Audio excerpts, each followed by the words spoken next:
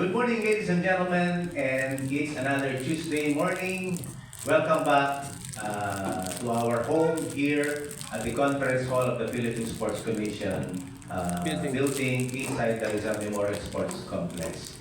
And today we will be having three-part session to bring you the latest, the updates about two major running sports events in the country, and a relatively new sport where the Filipinos are expected to excel in the next few years. I'm Randy Galuwag of Manila Standard. Good morning, partner. Good morning, partner Randy. Good morning, PSA. We are here at the ground floor of our Philippine Sports Commission building, Conference Hall. Hope that you are with us through our live streaming po sa ating PSA Facebook page, okay, Philippine Sports Writers Association. Also on a delayed basis over Radyo Pilipinas 2, ang ating paling sports radio, Judith Karingal po. Before you introduce our first guest partner, let me thank our sponsors in behalf of PSA President Nelson Beltran of the Philippine Star. Maraming salamat po, Philippine Sports Commission, Philippine Olympic Committee, San Miguel Corporation, Smart, PLDT, Milo Philippines, and Arena Plus. And yes, we are so happy to feature one major running event here in the Philippines, the Trilogy Run Asia. Okay, and the one in charge of this is the Run Rio organization, no other than Coach Rio de la Cruz. Welcome to our program. Welcome to the PSA Forum. Magandang araw po. Okay, good morning, Coach. Ito na lang. Ayan, good morning po. Salamat po sa opportunity na ito at magandang umaga po sa ating mga kaibigan dito, no, na lumahok sa atin at sa mga nanonood po sa atin ngayon. Maraming salamat po. So, siguro po umpisahan ko na lang, no, na Yes, please. para lang yung general information, no. So, actually yung Trilogy Run Asia po, nag-start po siya back in 2010. So in fact, it's our 15th year. But if we will minus yung pandemic, of course, 2021, so parang mga 12-13 years siya. No? So I'm happy to announce na si Santi Bardi is our title sponsor for this year. And also one of our new sponsors is the GOMO. But yung pinaka meron akong announcement in a while, no? But ibigay ko lang yung date natin for our leg 1 sa ating 5 cities. No? So sa March 2, ito po yung first leg natin, which will be happening in CDO. No? And then yung next natin will be on March 9, Iloilo. And then March 16 po, Manila. And then after ng Manila, meron tayong March 23 sa Davao naman. And then yung last natin for the leg 1 will be in Cebu. So I'm happy to announce na halos po ito ay sold out na. Nagdagdag na po kami ng mga slots. And this is actually bigger than last year. But of course, yung pinaka-major announcement po namin ay ito pong race namin sa kasi ano po ito 16K leg 1, 21K leg 2, 32K leg 3, and yung national finals natin, which is on November 9, ito po yung marathon natin. So yung major announcement po namin ay nakipag-ugnayan po kami sa Patafa para po ma-sanction yung race natin. So ito po yung November 9. So ito po ay sanction na ng World Athletics. So ibig sabihin po, since sanction po siya, ang race po natin ay nasa calendar ng World Athletics. Ito rin po ay pumasok sa World Athletics, World Rankings. So, ibig sabihin po, pag tumakbo po sila sa race natin, yung time po nila, pwede po sila doon sa World Rankings. Pangalawa po, pwede po nila itong gamitin qualifying for other World Marathon majors like Boston, New York, Chicago, London, Tokyo, Sydney, and then maging 7 na kasi siya. And then, yung pinaka-importante po sa amin, kung bakit po kami nakipag-coordinate kay Patafa, is gusto po namin makatulong on how we can improve or have a platform for our local athletes na yung race natin, pwede siyang maging platform for them to qualify for international races. And also, an opportunity for them, baka makasama sila sa SEA Games, Asian Games, and then baka maging national team sila. Kasi po, yung race po natin ay pwede po nilang gamitin. So, basically po, yung SEA Games po natin is sa December. No?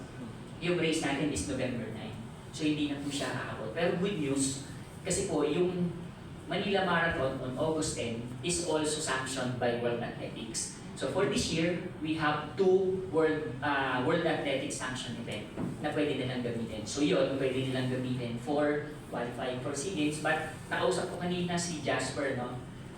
Nagpa-explain din ako sa kanya. Yes, ng ibang mga information, no? So sabi niya, so since sanction na po ito, kung halimbawa tumakbo yung runner natin at na-hit niya yung standard and na-beat niya yung top 2 natin. Currently meron tayong top 2 si Salani at saka si... Let's go! Si... Our boys! Yes. So silang dalawa.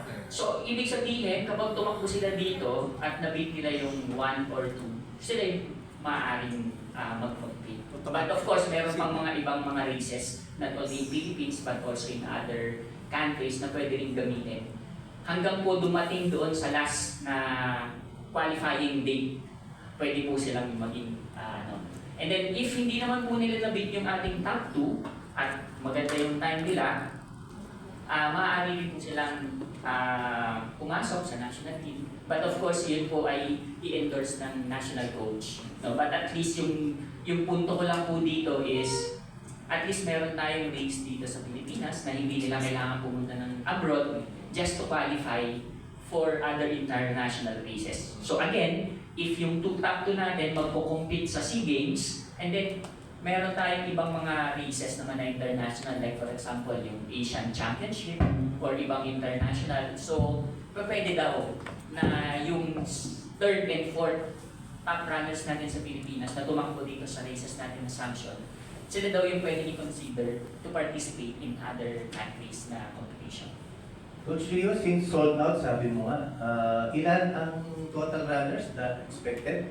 So sa Manila po, actually last year po meron po tayong 8,000 plus runners. So ngayon po almost 10,000. But First leg pa lang yan.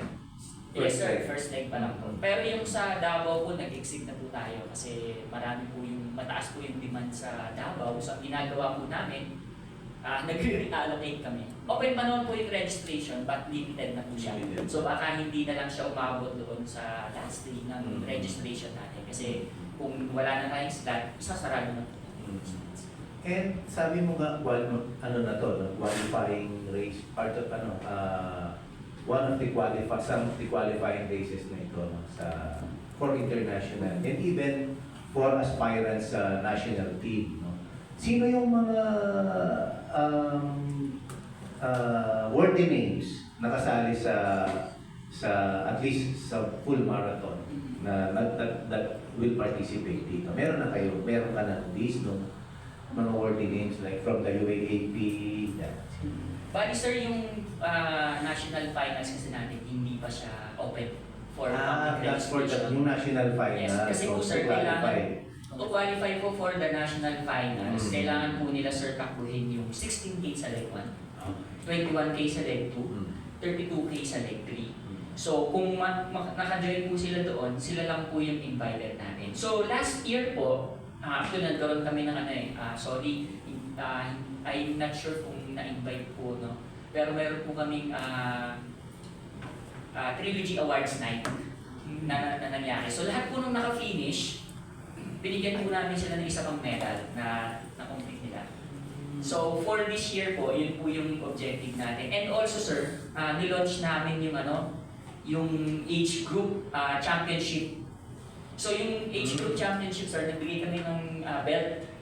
Kasi aside from of course yung race natin is serious competition because one of our objective nga is to develop our local runners, but at the same time we also put some other aspects. So binibigyan natin ng opportunity yung mga age groupers natin na hindi naman sila na makakapag-compete doon sa top athlete natin, but also we give them opportunity for age groupers. So like for example, 20 to 24 years old, 25 to 29, and then 30 to 34 goes on and ano. So yung mga medyo nasa mataas na age, natutuwa sila kasi nagkaroon sila ng competition, recognition. So binigyan natin sila ng recognition. So meron silang belt, pero kailangan po nila itong i-defend kasi mawawala sa kanila yung belt.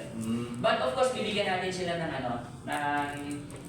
replica para makikip nila. Pero yung, For the trilogy run. yes po, pero yung belt na yun, kailangan po silang sumali sa leg 1, 2, and 3, and then yung national finals po yung ating age group championship na tinatawag. Hanggang ilang age group, Sir Bong Pedro sa kanila? Sorry sir. Hanggang ilang age group yan? Baka Actually, sumali ko. hanggang 80 sir, hanggang 80. So meron tayong 79 Oh. to, 75 to 80 years old. Okay, hindi po naman ako gano'n. So 20 years old siya nag-start.